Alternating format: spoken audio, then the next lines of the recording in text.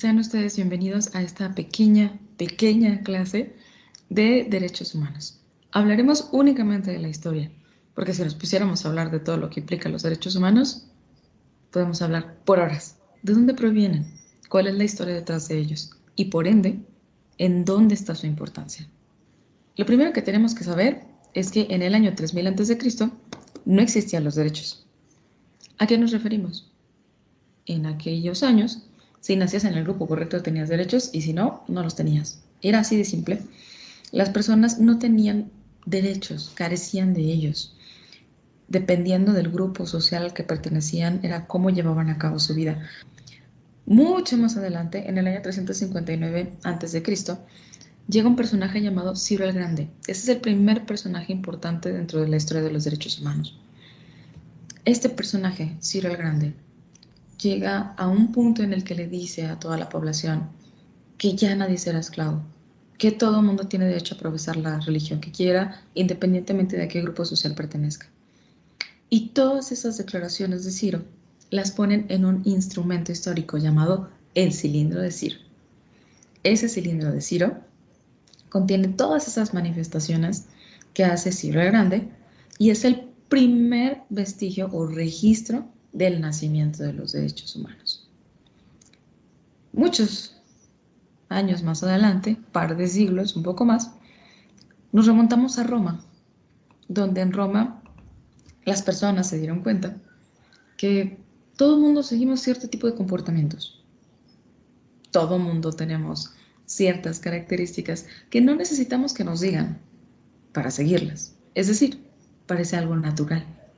Es de donde nace el concepto de ley natural. Todas aquellas cosas que parecían simplemente provenir del comportamiento humano se plasman como ley natural. Después, en el año 1215, ya después de Cristo, en Inglaterra existía un rey que le llamaban el rey Juan sin tierra. Él fue el primer gobernador que fue prácticamente obligado a firmar un tratado en donde no podía quebrantar los derechos de las personas, sin importar que fuera el rey.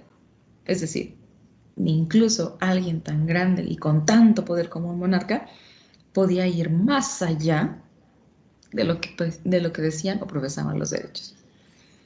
En 1628 y 1669 vienen los dos parlamentos, el Parlamento inglés y el Parlamento británico, donde se hacen peticiones de derechos, declaraciones de derechos, y todo se sigue manejando con el concepto de ley natural. Y no es sino hasta las dos independencias, la Declaración de la Independencia de América y la de Francia, que empiezan a darse cuenta que estos derechos ahí están, pero necesitan estar plasmados en un documento. Necesitan ser llevados a un punto en el que las personas puedan conocerlos y reconocerlos, no solamente en donde viven, sino a nivel mundial. Es entonces donde la ley natural se modifica y cambia su nombre a derechos naturales. Después de este acontecimiento, de este grande acontecimiento, porque fueron independencias de la corona española, vino un conquistador llamado Napoleón Bonaparte. Él se encargó de pisotear muchos los derechos que en aquel momento existían, o aquellos derechos por los que muchas personas lucharon para que existiesen plasmados dentro de un documento. Napoleón Bonaparte logró conquistar muchísimas partes del mundo, pero fue derrocado por su misma nación, al ver esa soberbia y hambre de poder que tenía, viendo que no le importaba absolutamente nada.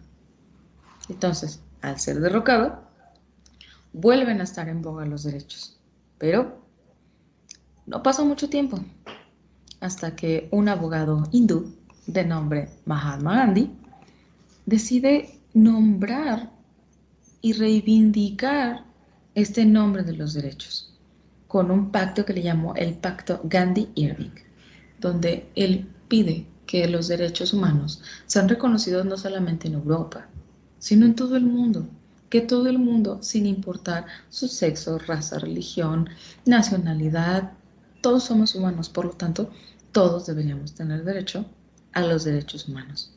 Y allí es donde el concepto de derechos naturales cambia nuevamente a derechos humanos. Pocos años más tarde, 20 años, llega un homólogo de Napoleón. Llega el Führer, o tan famoso Führer, Hitler, que se encargó de realizar un genocidio de aproximadamente 90 millones de personas.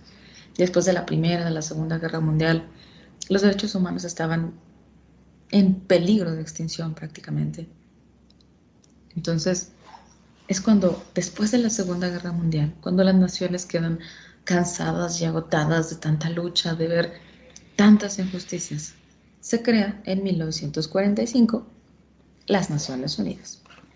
El organismo de las Naciones Unidas, o tan mundialmente conocido como ONU, bajo la tutela de Eleanor Roosevelt, quien resulta ser la esposa de uno de los presidentes de Norteamérica, Theodore Roosevelt, decide impulsar esta visión de que los derechos humanos deben estar consagrados en un organismo mundial como la ONU y en un documento internacional como la Declaración Universal de los Derechos Humanos. Esta fue firmada por alrededor de 50 países. Actualmente conocemos muchos más países. Son, si mi memoria no me falla, más de 100 países los que existen actualmente. Pero es importante saber que México fue uno de los que firmó en ese momento el Tratado para la Declaración de los Derechos Humanos. Como podemos darnos cuenta, ha sido un largo trayecto, pasando desde esclavitud, los emperadores en Roma, la esclavitud que se vivía aún con los monarcas en los imperios ingleses, las independencias de muchos lados, incluyendo también la de México, y creación de organismos, lo que ha tenido la humanidad que vivir para poder reconocer que todos tenemos derechos y que esos derechos tienen que ser respetados.